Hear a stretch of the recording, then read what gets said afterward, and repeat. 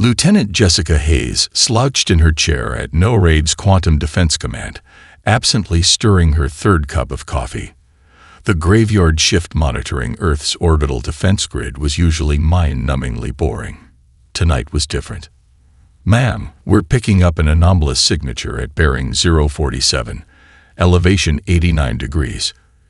Airman First Class Rodriguez reported, his fingers dancing across his haptic interface. "It's not matching any known profiles."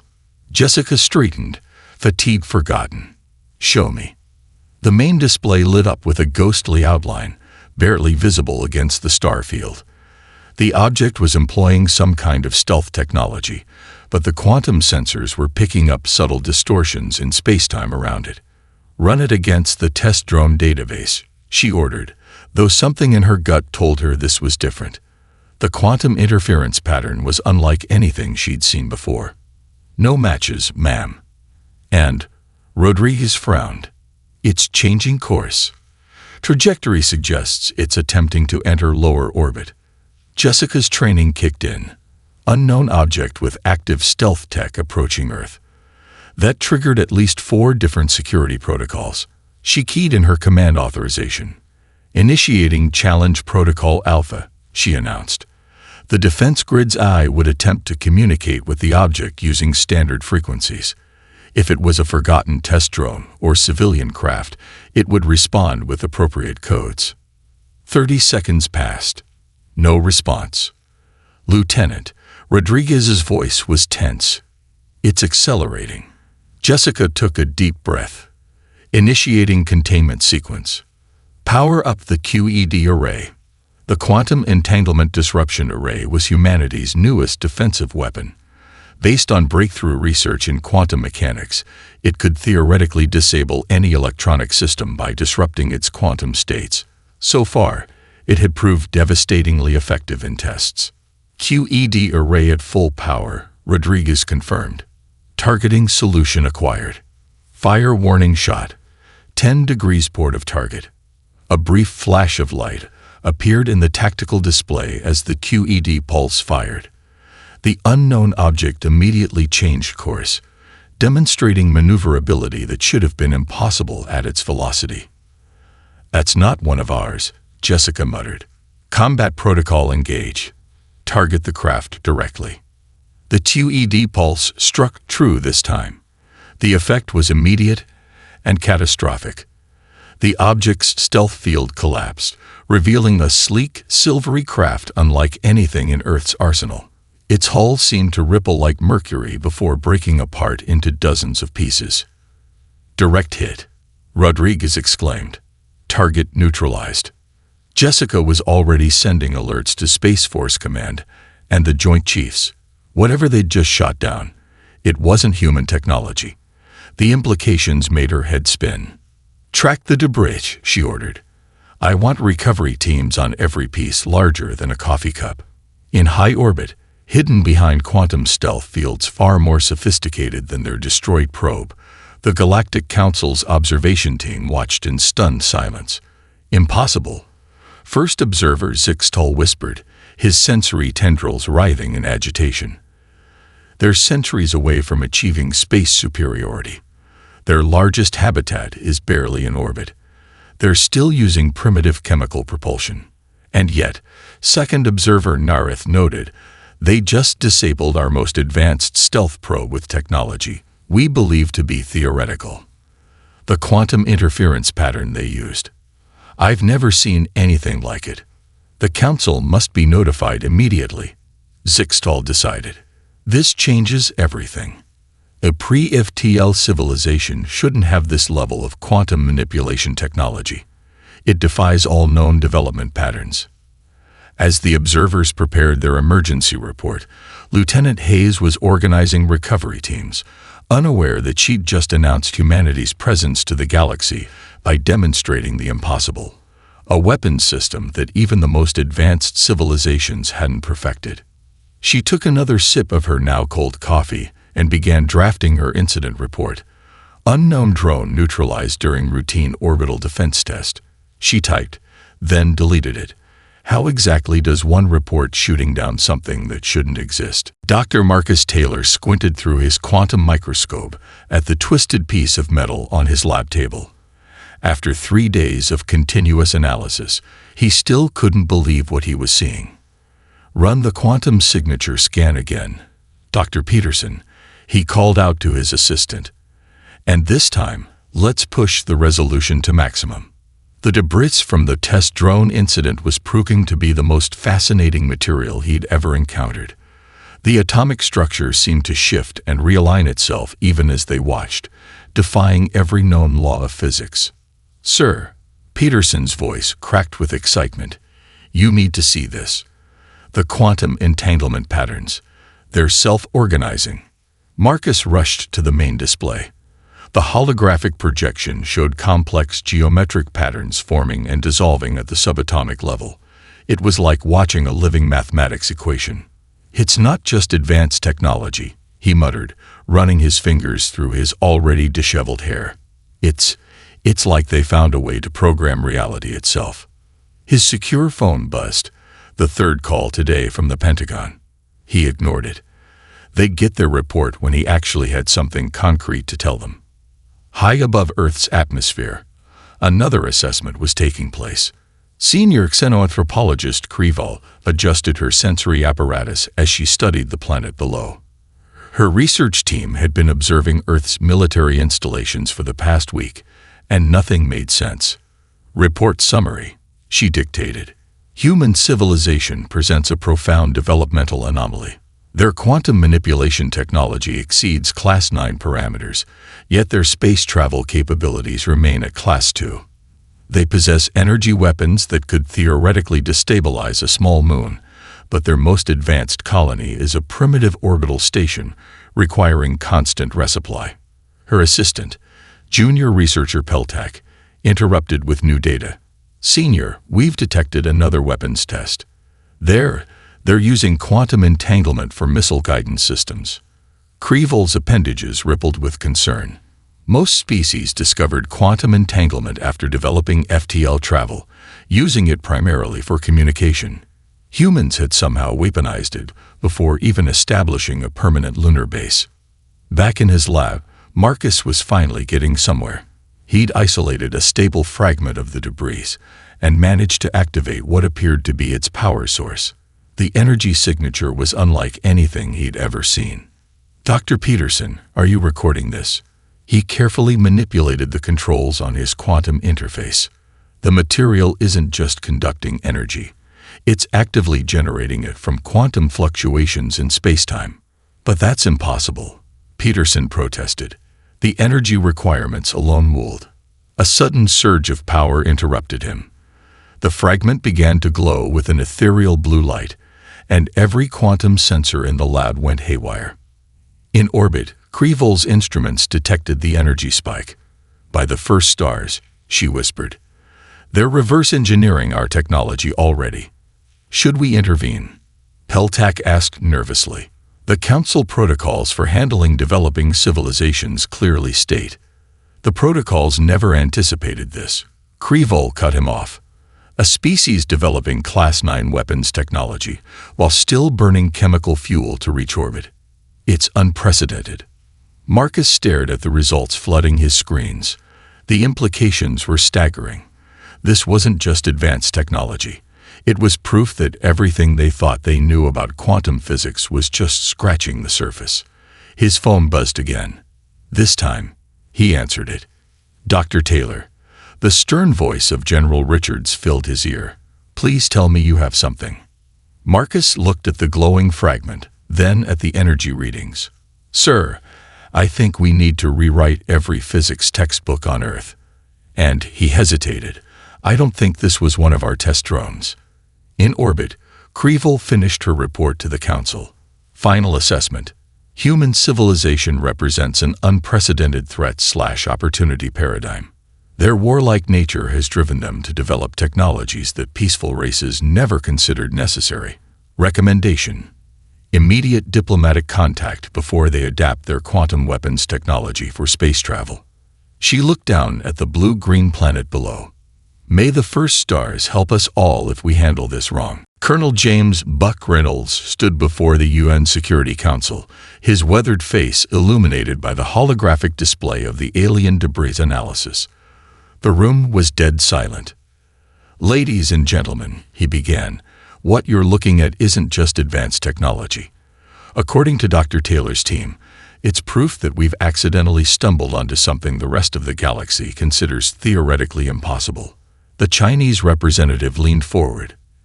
"And you're certain this debris is of extraterrestrial origin? As certain as we are that they're still watching us right now." Buck gestured to another hologram showing quantum disturbance patterns in orbit. "Their stealth tech is good, but our weapons systems can detect their observation posts." Across the galaxy, in the Grand Chamber of the Galactic Council, a similar briefing was taking place. Elder Species Representative Vilera, her crystalline form shimmering with anxiety, addressed the emergency session. "The humans have done the unthinkable," her translated voice echoed through the chamber. "They've weaponized quantum uncertainty itself. Their entire defensive grid is based on principles we dismissed as too unstable to control." Murmurs of concern rippled through the assembled representatives. A massive hologram of Earth rotated above them, covered in angry red markers indicating quantum weapon emplacements. "We must contain this threat immediately," growled Representative Cox of the militant consortium. "Their warfare obsession has led them to crack open the foundations of reality itself. If they adapt this technology for space travel, they already are," Buck was saying back on Earth, showing the Security Council classified footage from Dr. Taylor's lab. "We can use the same principles that make our quantum weapons so effective to revolutionize propulsion technology. We could have FTL capability within months, not decades." The Russian representative scoffed. "And you believe these aliens will simply wait while we catch up?" As if on cue, Buck's quantum comm buzzed.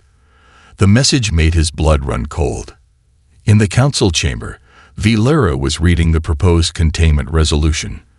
"By authority of the Elder Species Coalition, Earth is to be placed under immediate technological quarantine.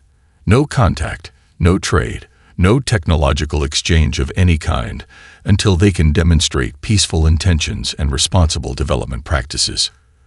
"They're scared of us," Buck told the Security Council, his voice tight with controlled anger. "This quarantine proposal isn't about peace. It's about keeping us trapped in our own solar system while they figure out how to counter our quantum tech."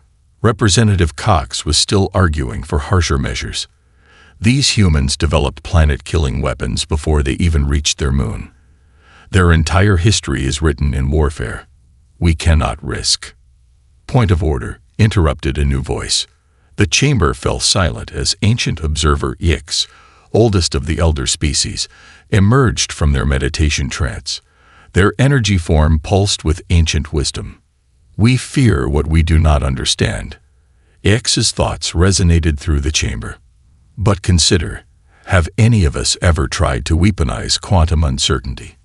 Have we even considered the possibilities these humans have discovered through their violent evolution?" Buck was making a similar point on Earth. "Yes, we developed these technologies for war, but that's exactly why we understand the responsibility they carry. We've lived with the fear of our own extinction since we split the atom. That fear has taught us caution." He paused, letting his words sink in. "We're not going to start a war with the galaxy, but we're also not going to let them cage us in our own solar system." In the council chamber, Ix continued, "Perhaps instead of containment, we should consider engagement. These humans have achieved what we thought impossible. Imagine what they might discover if we guide their innovation toward peaceful purposes." The chamber erupted in argument. Vilera's crystalline form flickered with uncertainty. Representative Cox stormed out in protest. Back on Earth, Buck received another quantum comm message. He allowed himself a small smile. "Ladies and gentlemen," he addressed the Security Council, "I believe we've just made an ally. The elder species are calling for diplomatic contact." He looked at the hologram of Earth's quantum defense grid, its network of impossible technology glowing like a web of stars. The galaxy's about to learn that humanity's capacity for violence is matched only by our capacity for innovation. Let's hope we can convince them that's a good thing. Dr. Ethan Wright wasn't supposed to be in the lab at 3 a.m., but sleep had become optional since they'd started detecting the quantum anomalies in orbit. He took another sip of his energy drink, eyes fixed on the cascading data streams from his latest scan. "Come on, show me what you're hiding," he muttered, adjusting the quantum interference parameters. The lab was silent except for the soft hum of his equipment and the occasional beep from his custom-built quantum scanner. Suddenly, every monitor in the lab lit up like Christmas. "Holy shit," he whispered, nearly dropping his drink. The scanner had finally pierced through the alien's stealth field, revealing not just one observation post, but an entire network of cloaked platforms in Earth orbit. His first instinct was to laugh. Their cloaking technology was using basic quantum phase shifting, practically Stone Age compared to the quantum entanglement disruption fields Earth had developed for missile defense. Then he saw their propulsion signatures. "That's impossible." He ran the scan 3 more times. The aliens' FTL drives were operating on principles that made Earth's most advanced theoretical models look like a child's crayon drawings. His hand shook as he reached for his phone to call the Pentagon. Then he stopped. This kind of revelation needed a more careful approach. In orbit, first observer Zixtal was experiencing his own moment of revelation. "They've detected us," he announced to his crew, multiple appendages working different control surfaces simultaneously.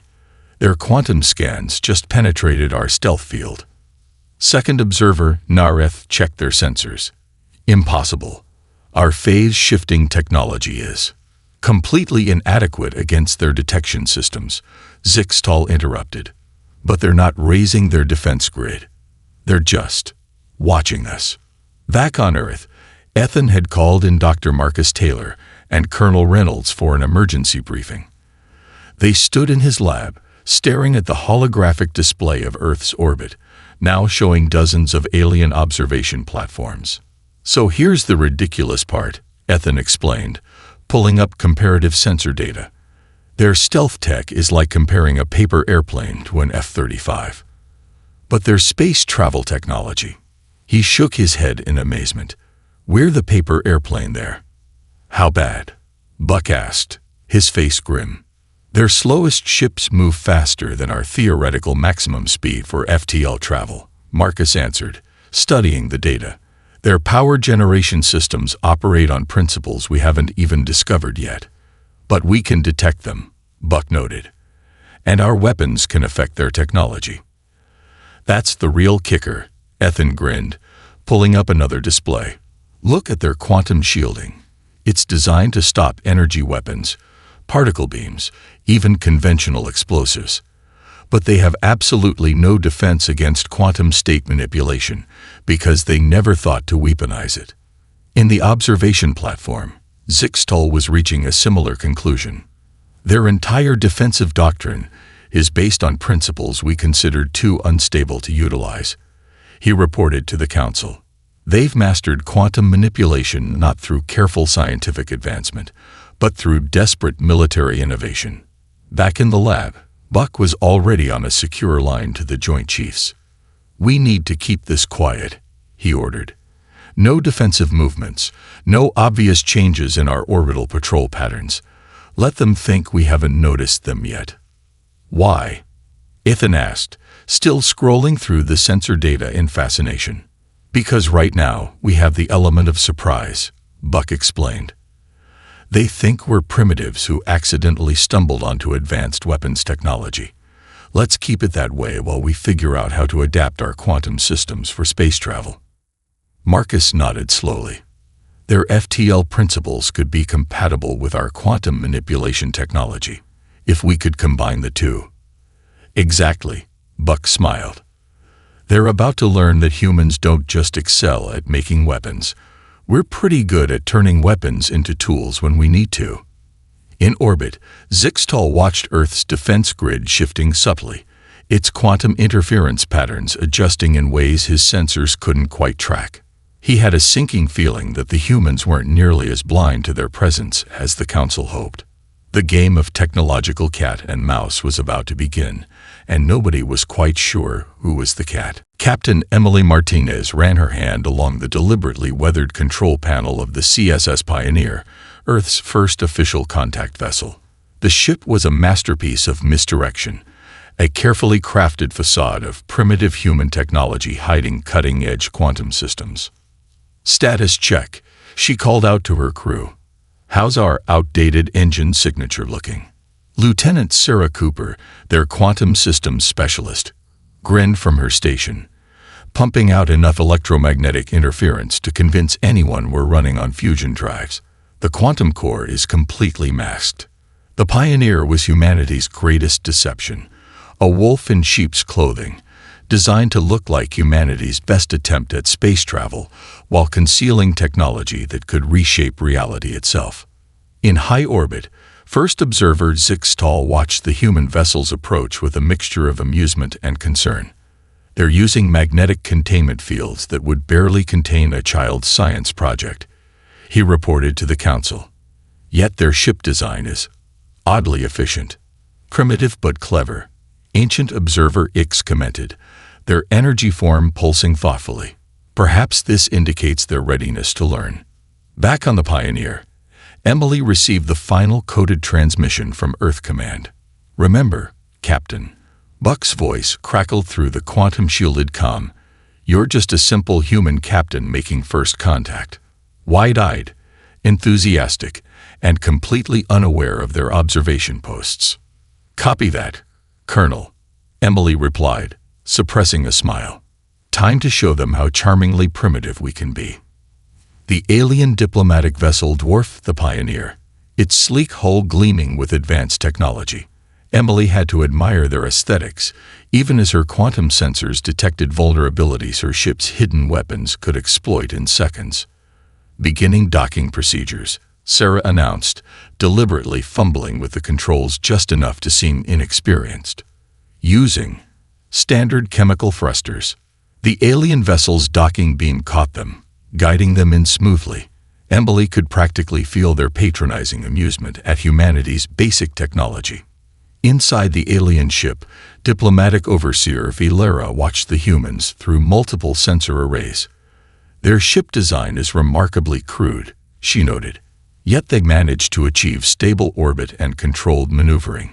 Perhaps they are not as dangerous as we feared," another diplomat suggested. X's energy form flickered. "Or perhaps they are more dangerous than we realize." Emily led her small delegation through the alien airlock, maintaining an expression of carefully calculated wonder. The alien diplomats towered over them, their crystalline and energy forms filling the chamber with otherworldly light. "Welcome, children of Earth," Valera's translated voice echoed. "We are pleased by your achievement in reaching us." Emily bowed slightly, playing her role perfectly. "We're honored by your welcome. Humanity has dreamed of this moment for centuries." Deep within the Pioneer's hidden quantum core, Sarah monitored the alien ship's scans washing harmlessly over their cloaked systems. Their deception was holding. The aliens were scanning for advanced technology using methods that couldn't detect Earth's quantum innovations. The diplomatic dance continued for hours. Emily answered questions about Earth's development, carefully presenting humanity as an ambitious but limited species just beginning to reach for the stars. "Your warfare technology concerns us," Valera finally stated. "Your species seems unusually focused on combat capabilities." Emily nodded solemnly. "We've learned hard lessons from our history. That's why we're so eager to learn from more advanced civilizations, to find better paths forward." In the council's private chamber, X observed the humans thoughtfully. "They play their role well, perhaps too well." "What do you mean?" Valera asked. "Notice how their captain never once asked about our faster-than-light technology, despite their obvious need for it. It's almost as if X's energy form pulsed with sudden understanding, as if they already know more than they're showing." Back on the Pioneer, Emily received confirmation that their quantum core had finished its passive scan of the alien vessel's FTL systems. Their gambit was working perfectly. "We look forward to learning from you," Emily told the aliens, her innocent smile masking humanity's greatest secret. They weren't here to learn about space travel, but to confirm their quantum technology could adapt to it. The real first contact was yet to come. Major Ryan "Havoc" Thompson watched his quantum radar display with growing concern. The Cranaxian pirate fleet had just dropped out of FTL at the edge of the solar system, 15 ships strong, and headed straight for Earth's orbital stations. "Command, Havoc Squad is tracking multiple bogies," he reported from the cockpit of his QF-35 quantum fighter. "Permission to intercept." "Negative, Havoc." Buck's voice crackled through the quantum comm. "Maintain stealth posture. Let's see what they're after." Ryan's squadron hung in the void, their quantum displacement fields making them virtually non-existent to conventional sensors. The latest primitive Earth vessels they'd shown to the Galactic Council had barely managed lunar orbit. These fighters could reach Jupiter in hours. Aboard the Cranaxian flagship, Warlord Zextar's mandibles clicked with anticipation. "Look at their pathetic defenses," he growled, gesturing at the orbital stations with the armored claw. "Basic kinetic shields, chemical propulsion. The Council's containment protocol has left them helpless." His tactical officer chittered nervously. "But Warlord, the reports about their unusual weapons." "Exaggerations." Zextar slammed his claw down. "Their quantum technology is unstable, unreliable. Begin the attack." The pirate fleet accelerated toward Earth's orbital stations, weapon systems powering up. They expected an easy victory. They were wrong. "Command, they're charging weapons," Ryan reported, watching the quantum signatures spike. "These aren't demonstration shots. They're going for killing blows."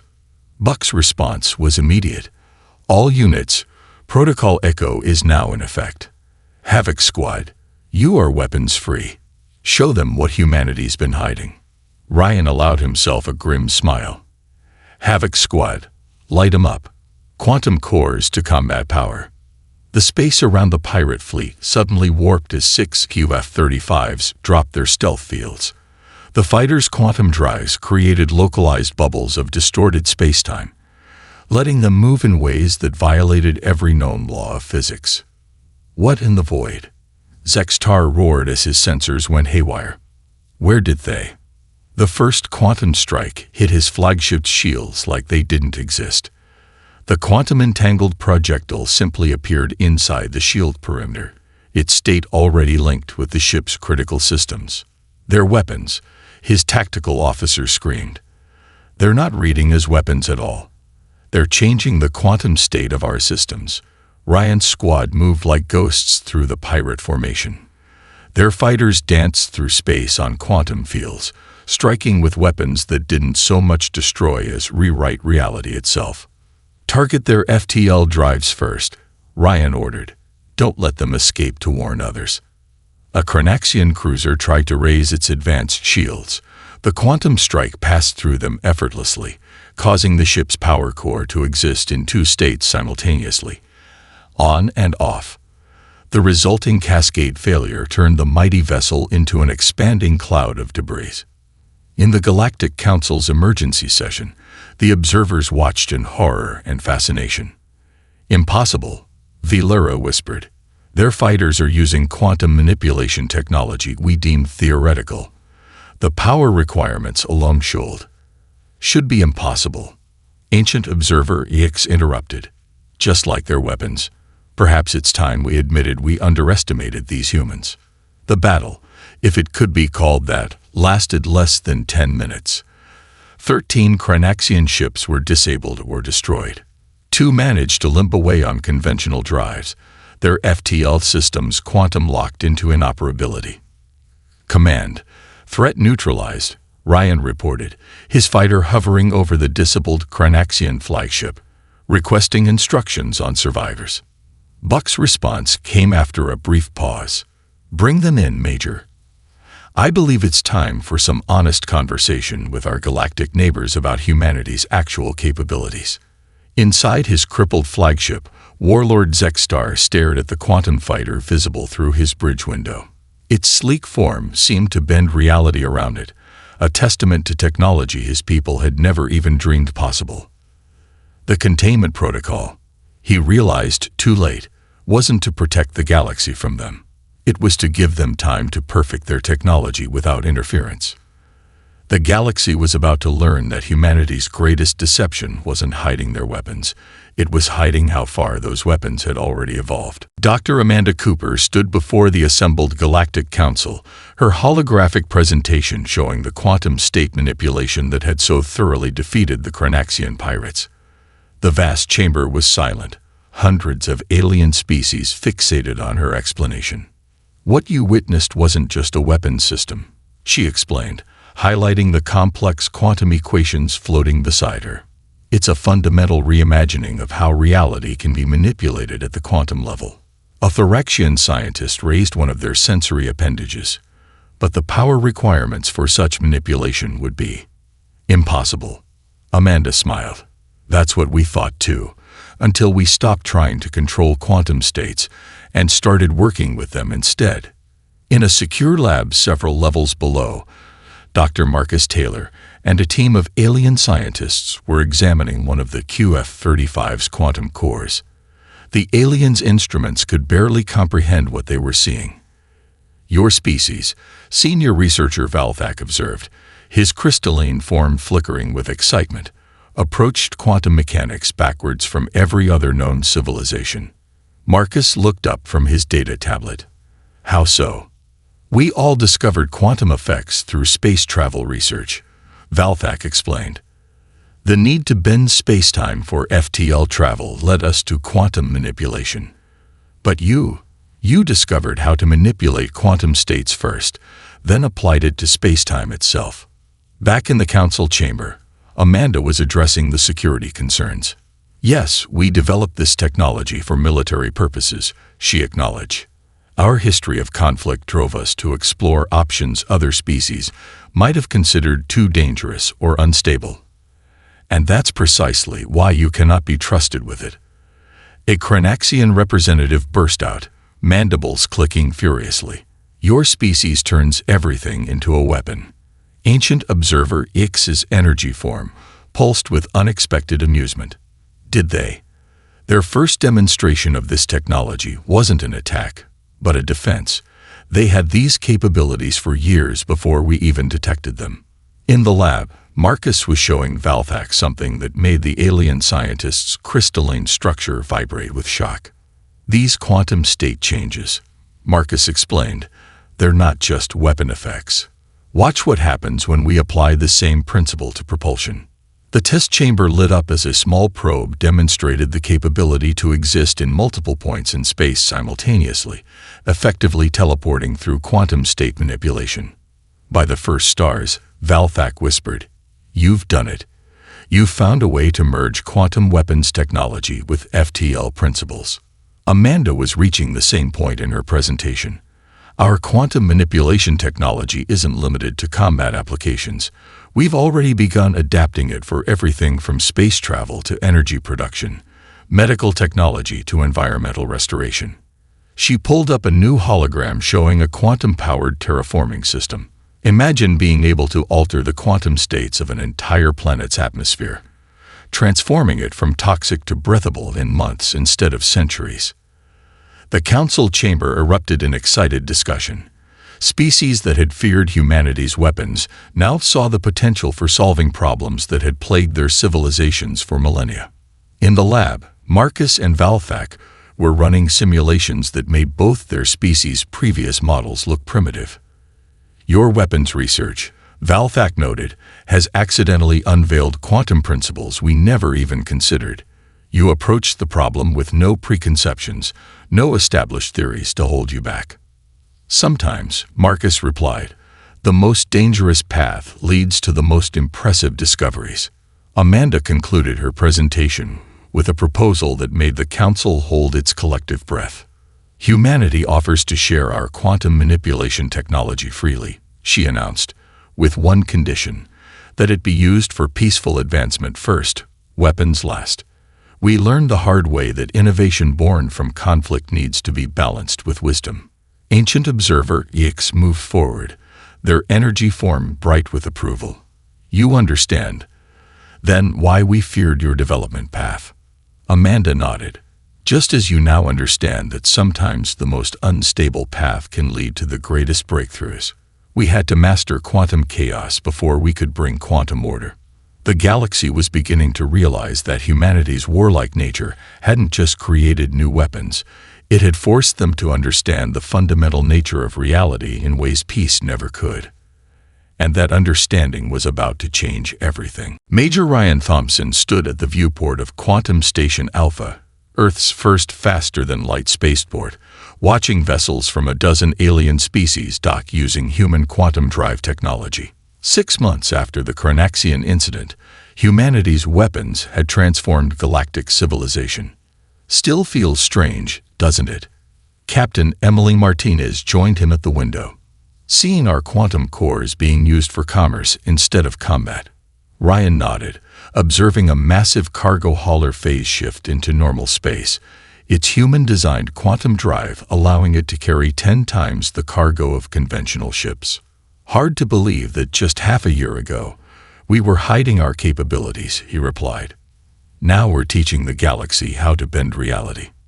In the station's quantum research lab, Dr. Amanda Cooper was leading a joint human-alien team in pushing the boundaries of what was possible. The lab's holographic displays showed quantum state manipulations that would have been considered impossible months ago. The medical applications alone are revolutionary, she explained to a group of alien scientists. By manipulating quantum states at the cellular level, we can effectively cure diseases by rewriting their probability of existence. A Thoraxian medical researcher waved their appendages excitedly. And all this from technology originally designed to disable enemy ships. That's humanity's gift to the galaxy, Dr. Marcus Taylor chimed in from his workstation. We see possibilities where others see limitations. We turned weapons into tools, destruction into creation. Above Earth, the orbital shipyards were busy constructing the first wave of quantum-enabled exploration vessels. These ships weren't just fast, they could manipulate space-time itself, opening up regions of the galaxy that had been previously inaccessible. Colonel Buck Reynolds, now Earth's representative to the Galactic Council, was addressing an emergency session. But this time, the emergency was one of opportunity, not crisis.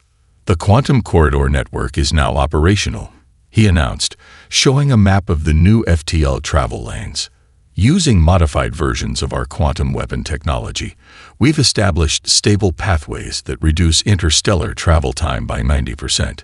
Ancient Observer X's energy form pulsed with satisfaction.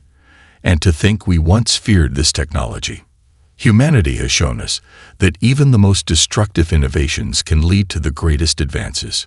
Back on Quantum Station Alpha, Ryan was preparing to lead the first training mission for alien pilots learning to operate quantum drives. His students included a young Carnaxian, a fact that still amused him. The key to quantum navigation, he explained to his class, his understanding that you're not fighting against reality. You're working with it, suggesting possibilities rather than forcing changes. Like turning weapons into tools, the Carnaxian cadet observed thoughtfully. Exactly, Ryan smiled. We learned it the hard way. In her lab, Amanda was reviewing the latest data from the Galactic Quantum Network. The implementation of human quantum technology had led to an unprecedented era of scientific cooperation and discovery. Look at these readings, she called to Marcus.